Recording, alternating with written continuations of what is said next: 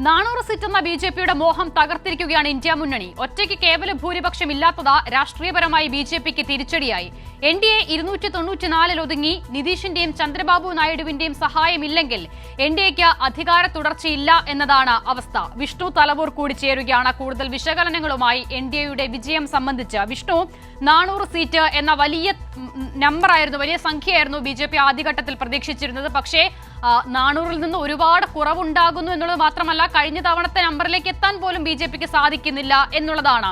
ഇനിയിപ്പോൾ ഈ സഖ്യ നേതാക്കളുടെ പിന്തുണയില്ലെങ്കിൽ എൻഡിഎക്ക്, ബിജെപിക്ക് ഒരു സർക്കാർ രൂപീകരണത്തിന് പോലും കഴിയാത്ത സാഹചര്യം. എങ്ങനെയാണ് ബിജെപി എത്തിച്ചേർന്നിരിക്കുന്ന ഈ അവസ്ഥയെ രാഷ്ട്രീയപരമായി വിശദീകരിക്കേണ്ടത്?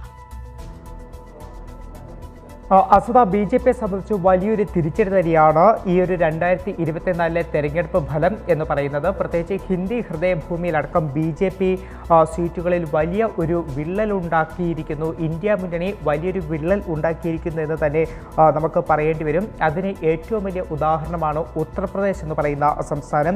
ഉത്തർപ്രദേശിൽ ഇത്തവണ ബി.ജെ.പിക്ക് 36 സീറ്റുകളാണ് നിലനിർത്താൻ കഴിയുന്നത്. കഴിഞ്ഞ തവണ നേടിയതിൽ നിന്ന് 26 സീറ്റുകളുടെ കുറവാണ് ഉത്തർപ്രദേശിൽ ബി.ജെ.പി നേരിടുന്നത്. കോൺഗ്രസ് 6 സീറ്റും അതോടൊപ്പം തന്നെ അഖിലേഷ് യാദവിന്റെ സമാജ്വാദി പാർട്ടി 34 സീറ്റുകൾ, കഴിഞ്ഞ തവണ നേടിയതിൽ നിന്ന് 29 സീറ്റുകൾ ബി.ജെ.പിയിൽ നിന്ന് പിടിച്ചെടുത്തുകൊണ്ട് അഖിലേഷ് യാദവ് ഒരു വൻ മുന്നേറ്റം തന്നെയാണ് ഉത്തർപ്രദേശിൽ കാഴ്ചവെക്കുന്നത്. അതോടൊപ്പം തന്നെ ബി.എസ്.പി എങ്ങുമില്ലാതെ, ചിത്രത്തിലില്ലാതെ പോകുന്ന ഒരു സാഹചര്യം കൂടി ഇത്തവണ ഉത്തർപ്രദേശിൽ നമുക്ക് കാണാൻ കഴിയുന്നുണ്ട്. അതോടൊപ്പം വലിയ ചില തോൽവികൾ കൂടി നമുക്ക് ഉത്തർപ്രദേശിൽ കാണാൻ കഴിയുന്നുണ്ട്. അമേഠിയിൽ സ്മൃതി ഇറാനി തോൽക്കുന്നത്, കെ.എൽ. ശർമ്മയോട് തോൽക്കുന്നത് 1,65,000-ലധികം വോട്ടുകൾക്കാണ് സ്മൃതി ഇറാനിക്ക് ഒരു പരാജയം നേരിടേണ്ടി വരുന്നത്. അതോടൊപ്പം പ്രധാനമന്ത്രി നരേന്ദ്രമോദിയുടെ കാര്യം നമുക്ക് എടുത്തു പറയേണ്ടി വരും. കാരണം തുടക്കത്തിൽ പ്രധാനമന്ത്രി നരേന്ദ്രമോദി ഒരു ഘട്ടത്തിൽ പിന്നിൽ പോയ സാഹചര്യം പോലും ഉണ്ടായിരുന്നു. അവിടെ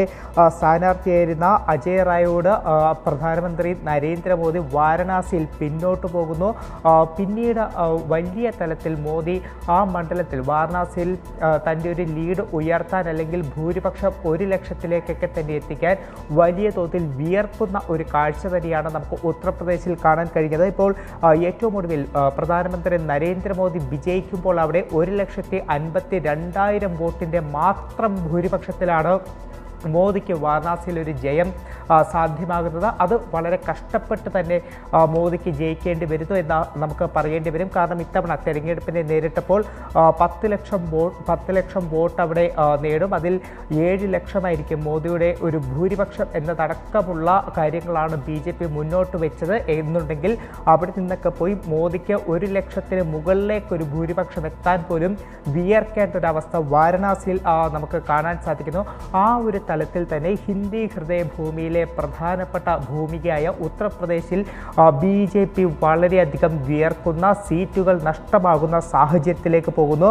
മറ്റ് സംസ്ഥാനങ്ങൾ കൂടി നമ്മൾ നോക്കിക്കഴിഞ്ഞാൽ ബി.ജെ.പി ഇത്തവണ പിന്തുണച്ച ചില സംസ്ഥാനങ്ങളാണുള്ളത്. ഒന്ന് മധ്യപ്രദേശാണ്. മധ്യപ്രദേശിൽ 29 സീറ്റിൽ 29 സീറ്റും ബി.ജെ.പിക്ക് നേടാൻ കഴിയുന്നു. അത് ബി.ജെ.പി മുന്നോട്ട് വെച്ച, തുടക്കം മുതൽ തന്നെ മുന്നോട്ട് വെച്ച ബി.ജെ.പിയുടെ സ്ട്രാറ്റജി അനുസരിച്ചുകൊണ്ട് തന്നെ അതിനൊപ്പം നിന്ന ഒരു സംസ്ഥാനം മധ്യപ്രദേശ് എന്ന് നമുക്ക് പറയേണ്ടി വരും. അവിടെ 29-ൽ 29 സീറ്റും ബി.ജെ.പിക്ക് നേടാൻ കഴിയുന്നു. ദില്ലിയിലേക്ക് എത്തുമ്പോൾ ദില്ലിയിലെ 7 സീറ്റുകളിലും ബി.ജെ.പി വ്യക്തമായിട്ടൊരു ലീഡ് നിലനിർത്താൻ കഴിയുന്നു.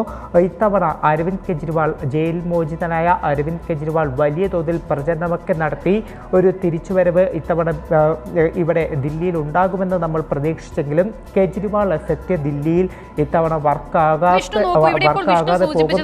മധ്യപ്രദേശും ദില്ലിയും ഈ തെരഞ്ഞെടുപ്പിൽ ബി.ജെ.പി വളരെയധികം സഹായിച്ച 2 സംസ്ഥാനങ്ങളാണ്. ഇത് രണ്ടും മാറ്റി നിർത്തിയാൽ ഈ തെരഞ്ഞെടുപ്പിലും കഴിഞ്ഞ 5 വർഷം രാജ്യത്തുടനീളം ചർച്ചയായ വിഷയങ്ങൾ, ഒന്നാമതായി കർഷക സമരം ഏറ്റവും കൂടുതൽ സ്വാധീനിക്കുമെന്ന് കരുതിയ ഹരിയാനയിൽ ബി.ജെ.പിയുടെ സീറ്റ് പകുതിയായി കുറഞ്ഞിട്ടുണ്ട്. പഞ്ചാബിൽ ഉണ്ടായിരുന്ന 1 സീറ്റ് പോലും നഷ്ടമാകുന്നു. നിലം തൊടാൻ കഴിയാത്ത അവസ്ഥ.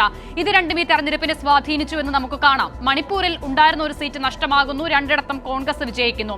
പ്രജ്വൽ രേവണ്ണയുമായി ബന്ധപ്പെട്ട വിഷയം വരുന്ന ഹാസൻ മണ്ഡലത്തിൽ ബി.ജെ.പി പിന്നിലോട്ട് പോകുന്നു. നരേന്ദ്രമോദി ആദ്യം ഈ വർഗീയ പരാമർശം നടത്തുന്ന രാജസ്ഥാനിലെ ബനസ്വരയിൽ ബി.ജെ.പി തോൽക്കുന്നു. അങ്ങനെ ഈ കഴിഞ്ഞ 5 വർഷം നരേന്ദ്രമോദി സർക്കാരിനെതിരെ ഈ രാജ്യം ഗൗരവതരമായി ചർച്ച ചെയ്ത വിഷയങ്ങളൊക്കെയും ഈ തെരഞ്ഞെടുപ്പിൽ പ്രതിഫലിച്ചു എന്ന് വേണ്ടേ കരുതാൻ? അസത തീർച്ചയായിട്ടും അത്തരത്തിൽ തന്നെയാണ്. കാരണം കഴിഞ്ഞ 5 വർഷത്തെ ഈ രാജ്യത്തെ ബാധിച്ച വിഷയങ്ങൾ കൃത്യമായി തന്നെ ചർച്ചയായ മണ്ഡലങ്ങളിലൊക്കെ തന്നെ BJP പിറകോട്ട് പോകുന്ന സാഹചര്യമുണ്ട്. അതിൻ്റെ ഏറ്റവും വലിയ ഉദാഹരണമാണ് ഈ ഒരു ഉത്തർപ്രദേശ്, അതോടൊപ്പം പഞ്ചാബ്, ഹരിയാന, മണിപ്പൂർ ഉൾപ്പെടെയുള്ള സംസ്ഥാനങ്ങൾ. ഹരിയാനയിൽ കഴിഞ്ഞ തവണ BJPക്ക് 10ൽ 10 സീറ്റും നേടാൻ കഴിഞ്ഞിരുന്നു. എന്നാൽ ഇത്തവണ കർഷക പ്രതിഷേധം വളരെ ശക്തമാവുകയും BJP നേതാക്കൾക്ക് ഒരു പ്രചരണത്തിനിറങ്ങാൻ പോലും കഴിയാത്ത സാഹചര്യമുണ്ടായിരുന്നു. അമിത്ഷായ്ക്ക് ഹരിയാനയിൽ റാലി പോലും ക്യാൻസൽ ചെയ്യേണ്ട സാഹചര്യം ഹരിയാനയിൽ വന്നിരുന്നു. ആ ഒരു സാഹചര്യത്തിൽ നിന്നുകൊണ്ട് തന്നെയാണ് ഹരിയാനയിൽ BJPക്ക് 5 സീറ്റ് നഷ്ടമാകുന്ന സാഹചര്യം ഉണ്ടാകുന്നത്. പഞ്ചാബിൽ ഇത്തവണ ശിരോമണി അകാലിദളുമായിട്ടുള്ള ഒരു സഖ്യം വേർപെടുത്തിക്കൊണ്ടുള്ള മത്സരമാണ് BJP നടത്തിയത്. ഒറ്റയ്ക്ക് BJP മത്സരിക്കാൻ തയ്യാറാകുന്നു. പക്ഷേ പഞ്ചാബും BJP കൈവിടുന്നു. പഞ്ചാബിൽ നിന്നും BJPക്ക് ഒരു സീറ്റ് പോലും ഇത്തവണ നേടാൻ കഴിയാതെ പോകുന്ന സാഹചര്യം ഉണ്ടാകുന്നു. അതോടൊപ്പം തന്നെയാണ് പശ്ചിമ ബംഗാളിലും BJPക്ക് തിരിച്ചടി നേരിടേണ്ടി വരുന്ന സാഹചര്യം പശ്ചിമ ബംഗാളിലും ഉണ്ടാകുന്നുണ്ട്. പശ്ചിമ ബംഗാളിൽ ഇത്തവണ തൃണമൂൽ കോൺഗ്രസ് വലിയ ഒരു നേട്ടമുണ്ടാക്കുന്നു.